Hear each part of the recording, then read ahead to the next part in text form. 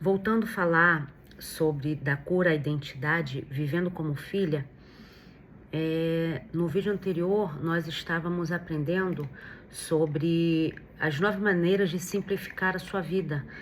E agora eu vou ensinar 7 maneiras de simplificar relacionamentos.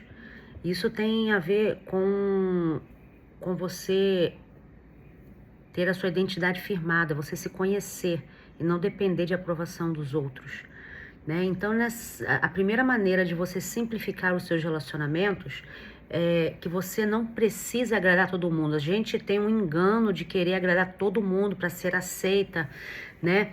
E relacionamentos verdadeiros, eles levam tempo para acontecer, não é de qualquer maneira, não é de qualquer forma, né? E não é a gente performando, fingindo ser quem não é.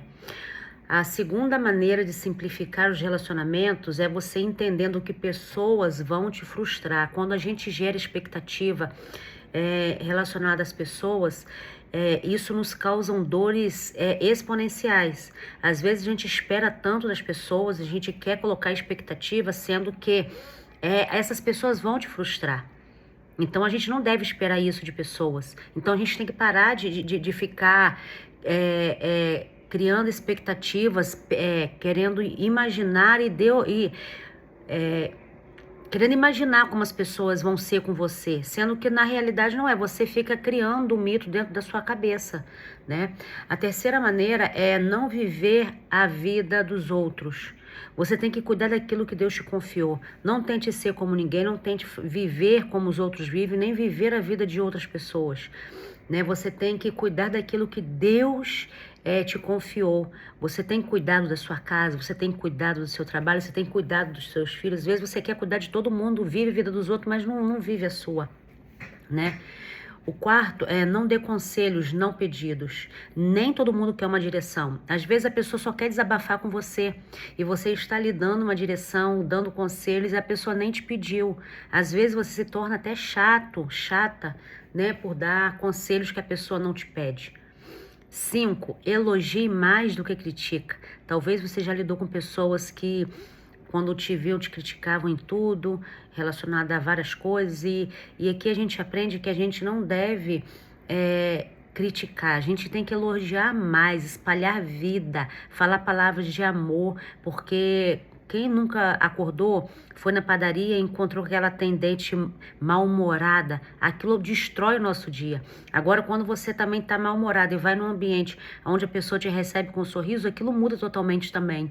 Da mesma forma, nós temos que ser. A gente tem que lidar com as pessoas elogiando, vendo o lado bom da pessoa, não só o lado ruim, né? Aprenda a dizer, eu sinto muito. O nosso mundo hoje, a gente está precisando de perder o orgulho e dizer, eu sinto muito, me desculpa, eu errei, eu dei um mau passo. E não é esperar uma eternidade para isso acontecer, é você fazer de imediato, é você errar e você reconhecer logo, ora Deus, pede para Deus trabalhar no coração da pessoa, no seu coração e vai lá, né? Pede perdão, diz eu sinto muito, porque isso simplifica muito o nosso círculo, né? A gente é que complica a nossa vida, não é a vida que é complicada, somos nós que complicamos ela. 7ª e última maneira para simplificar é escolha acreditar no melhor. Às vezes as pessoas só pensam no ruim. Vamos supor, às vezes um fulano não te responde logo no WhatsApp, aí você já imagina um monte de coisa ruim. Porque ele deve ou ela deve estar fazendo outra coisa, responde todo mundo, ela deve estar magoada comigo. Gente, a pessoa nem sabe da sua existência, às vezes você tá lá imaginando coisas horrorosas da pessoa, né? Então você tem que acreditar no melhor, né? Acredite sempre no melhor, porque quando a gente tem esse coração, tem essa lealdade, o próprio Deus mostra quem são reais e quem é de mentira conosco. Então é melhor que Deus faça isso do que nós mesmos fazermos, não é isso? E para terminar, quase finalizando, né? Nós fomos encontradas pela graça. A graça é um favor imerecido. A Bíblia fala em 2 Coríntios 5:11, o que somos está manifesto diante de Deus e esperamos que esteja manifesto também diante da nossa consciência. Isso aí o apóstolo Paulo está falando que Deus, ele nos vê de uma forma. Está manifesto que nós somos diante dele. Só que a gente não se vê da forma que Deus vê. Tanto que o apóstolo Paulo fala, olha, espero que vocês também manifeste a consciência de Deus relacionada a vocês, o olhar de Deus, para que vocês vejam, percebam como Deus te vê. E Deus, quando Cristo morreu na cruz, quando Deus olha para nós, ele vê Cristo em nós. Nós exalamos o perfume de Cristo. E às vezes a gente se acha um nada, uma perdição, a gente não tem mais jeito. Existe uma verdadeira identidade definida para você. E sabe como que é e aonde que está? Ela está naquilo que Deus vê quando Ele olha para você. Quando Ele olha para você, Ele já vê a sua identidade. E às vezes é necessário você ter esse tipo de percepção no mundo espiritual. Tem que se alimentar de Deus, né? Você todo dia tem que alinhar a sua consciência nessa realidade, né? Porque o problema não é o que Deus diz quem você é. O problema é você crer naquilo que Ele diz ao seu respeito, né? Você não é mais quem você era. Deus, ele te vê justa, santa, perfeita, né? Depois da cruz, não existe mais uma identidade baseada no pecado. Os apóstolos não chamavam a igreja, os apóstolos chamavam a igreja de santos e não de pecadores. Santos, pecadores arrependidos. Nós pecamos todos os dias, mas só que nós não permanecemos no pecado, nós reconhecemos, nós abandonamos o Senhor com seu Espírito Santo. Ele faz a gente se arrepender do nosso pecado, do nosso juízo e da justiça, né? Essa realidade não incentiva o pecado. Isso destrói o poder do pecado sobre as nossas vidas, quando a gente entende a nossa identidade. Você está em Cristo. Um dos maiores mistérios do Evangelho é isso. Você está em Cristo.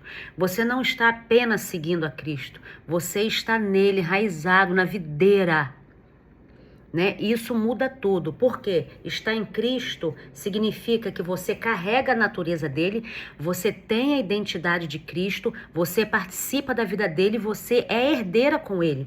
Você não está tentando chegar até Deus. Você já foi colocado no lugar de acesso. Você já tem acesso ao Pai. Você já tem acesso a Ele em oração. Você já tem acesso a Ele em intimidade. Então, você não está tentando chegar. Você já tem esse acesso. Você só precisa entender isso e correr, né? E tomar posse desse acesso. A graça, ela nos encontrou, né? Para a gente entender a graça, você precisa lembrar de onde você foi tirada. Lembra de onde você saiu? Lembra de onde Deus te tirou? Isso é graça. Só Deus sabe quantos laços Ele já cortou na sua vida. Só você sabe, Deus, quantas coisas, quantos caminhos errados você já tomou e Ele te livrou de várias outras coisas. Quantas coisas você fez de mal, de errado, de pecado e Ele te resgatou, foi lá e te resgatou a si mesmo. Hoje você vive pela graça e é um favor imerecido. E quem foi alcançado pela graça, libera a graça. A gente não enxerga o outro como a gente enxergava antes, porque a gente entende a graça. E ninguém morre pelo pecado que cometeu. Ninguém morre pelo pecado que cometeu. Você pode morrer pela graça que recusou. Quantas vezes a gente já falou, ou você mesmo fala ainda, eu não vou para a igreja, eu não quero aceitar a Cristo, eu não quero participar do Evangelho porque eu não sou digna, porque eu vou manchar, eu tô toda suja, porque o meu pecado é isso e aquilo. Tá errado. Você não morre nesse pecado. Você pode morrer porque está recusando a graça. Entrar pela porta da graça.